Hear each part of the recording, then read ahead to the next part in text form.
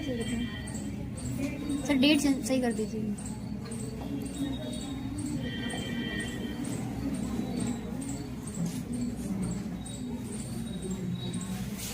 ठीक है, तो ये जो ट्रांसपिरेशन है, कई बार हम इस चीज को जिक्र कर चुके हैं इस वाइटल एक्टिविटी के बारे में। तो इसको हमें कैसे पढ़ना है, इसको किस फ्रेम में पढ़ना है, वो ये है कि एक बहुत ही कहावत कही जाती है बायोलॉजी में, ट्रांसपिरेशन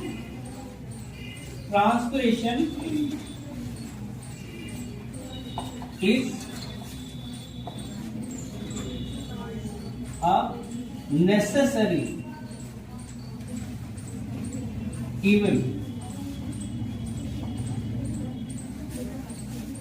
मतलब इसके क्या है कि जो ट्रांसपिरेशन है वो एक आवश्यक बुराई है। ठीक है, हर पौधा करता है इसको, और नहीं करेगा तो फिर क्या होगा, आप सोचिए कि क्या होगा।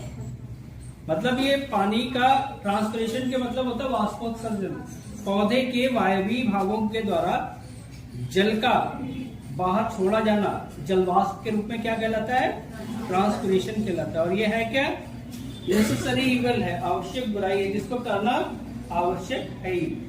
एक चीज मैं पहले कह चुका था, जैसे मान लीजिए कि ये रूट सिस्टम है पौधे का। ठीक है, रूट सिस्टम क्या लेता है, वाटर लेता है, और ये तना है उसका, तने से क्या है, जल ऊपर जाता है, और फाइनली क्या होता है, जो पत्ती होती है ना, पत्ती के निचली सतह पे क्या होते हैं, स्टोमेटा होते हैं, और ये वहां से होते हुए H2O वेपर के रूप में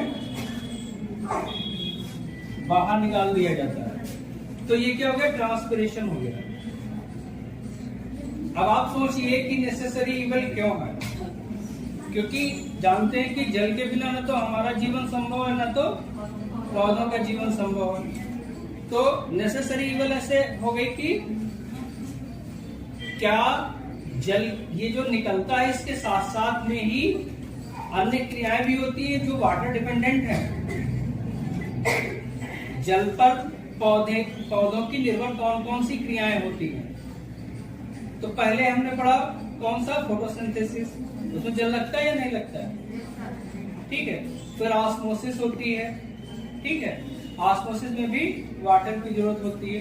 फूड ट्रांसलोकेशन होता है, भोजन का स्थानांतरण, जल नहीं होगा तो फिर वो भी नहीं हो पाएगा। ऐसे ही यानी कि जो प्लांट की जो लाइफ है या प्लांट के जो मेजर वाइटल एक्टिविटीज हैं वो किस पे डिपेंड करती हैं, वाटर पे।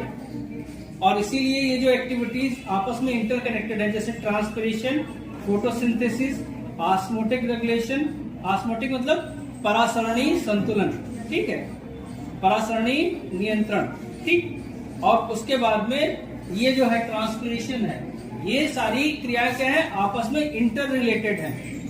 ठीक है, पता चला वाष्पोत्सर्जन बंद हो गया तो स्टोमेटा उस समय बंद हो जाएंगे, फोटोसिंथेसिस होगी क्या उस समय, फिर तो ऐसे ही पता चला वाटर जमीन में रहा ही नहीं तो ऊपर जाएगा ही नहीं, अब न तो फोटोसिंथेसिस होगी, ठीक है, और न ही अन्य क्रियाएं होंगी, और प्लांट क्या हो जाएगा, विल्ट हो जाएगा, मुरझा जाएगा। तो ये जो इंटर रिलेटेड जो क्रियाएं हैं, जो वाटर डिपेंडेंट क्रियाएं हैं, जैविक क्रियाएं हैं पौधों की, ये किस पर निर्भर करती हैं,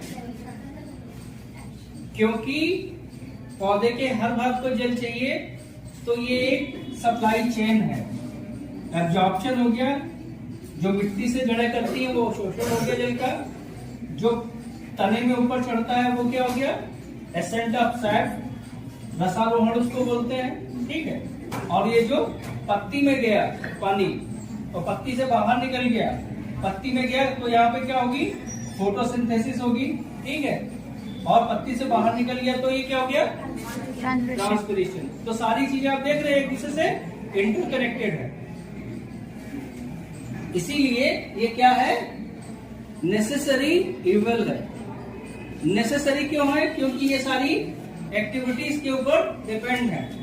और इवल क्यों है, क्योंकि अगर हम मान लें कि इससे 100 लीटर पानी जो है निकाला गया है एक पेड़ द्वारा, तो उसका 90% जो है, मतलब अगर यहाँ से 100 लीटर जो है वाटर एब्जॉर्ब किया गया तो उसका 90% यानी 90 लीटर जो है वाटर ट्रांसपिरेशन के द्वारा छोड़ दिया जाता है। और गर्मियों में यह अधिक होता है, क्यों? जैसे हम लोगों में स्वेटिंग होती है, तो उस तरीके से पौधों में भी ये एक तरीके का स्वेटिंग ही मान लीजिए, क्योंकि ये जो जल के अणु है, ये जो सतह छोड़ते हैं पत्तियों की, तो अपने साथ गुप्त ऊष्मा जो है लेके चले जाते हैं। जो पत्तियां गर्म हुई थी ज्यादा हीट से, वो लेकर के चले जाते हैं और सतह क्या कर जाते हैं, पीछे ठंडी करके छोड़ जाते हैं।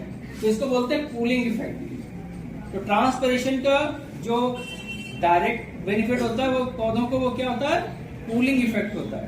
अगर ये कूलिंग इफेक्ट नहीं होगा तो क्या होगा, पौधे झुलस जाएंगे, ठीक है, और फाइनली क्या होगा, वो उनका डेथ हो जाएगी। तो अब इसी को परिभाषा क्या बनाएंगे, आप देखिए, इसको परिभाषा स्वयं बनाइए। जल का पौधे के वायवीय भागों से, ठीक है, जल वाष्प के रूप में छोड़ा जाना क्या कहलाता है, वाष्पोत्सर्जन, जो कि एक क्या है, हाँ, ठीक है।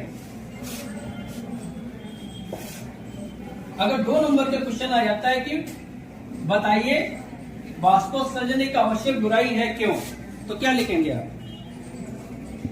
वही मैं जो बोल गया हूं अभी तक। अब देखिए टाइप्स कितने तरीके के ये होते हैं ट्रांसपोर्टेशन। तो फर्स्ट क्या होता है, स्टोमेटल। जो स्टोमेटा है पत्ती की निचली सतह पे, उससे निकल जाना वाटर वेपर के फॉर्म में। दूसरा क्या होता है, क्यूटिकुलर। क्यूटिकल क्या होती है, एक वैक्सी कोटिंग होती है पत्ती के ऊपर, उससे भी पानी का लॉस होता है। थर्ड क्या है, लेंटिकुलर।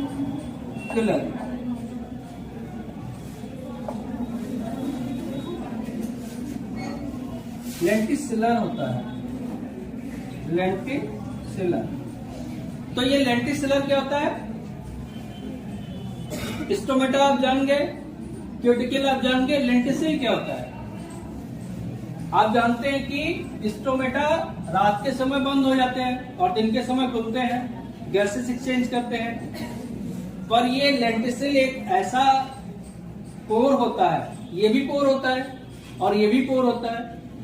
ये कोमल भाग पत्ती पे पाया जाता है और ये कहाँ पाया जाता है, काष्ठी, तने और शाखा पे पाया जाता है, ठीक है, लेंटिसिल। इसको मैं बाहर निकाल देता हूं, लेंटिसिल।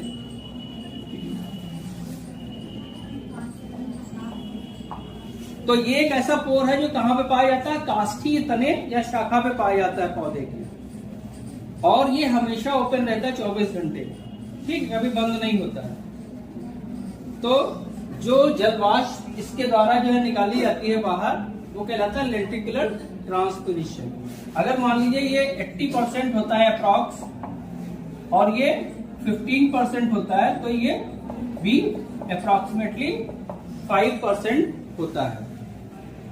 तो कितने टाइप्स का होता है ट्रांसपिरेशन, स्टोमेटल, क्यूटिकुलर और लेंटिसिलर। लेंटिसिल और स्टोमेटा में अंतर आप हो गया तो क्या लिखेंगे, वही मैं बोल गया, जो काष्ठी तनों पे पाया जाता है और ये कहाँ, पत्तियों पे। ये रात में बंद हो जाते हैं और दिन में खुले रहते हैं। ये सब इनसे बहुत ज्यादा मात्रा में पानी का ट्रांसपायरेट होता है और इनसे बहुत कम। बात समझ गए? तो इस तरीके से अपना तैयार कर लीजिएगा।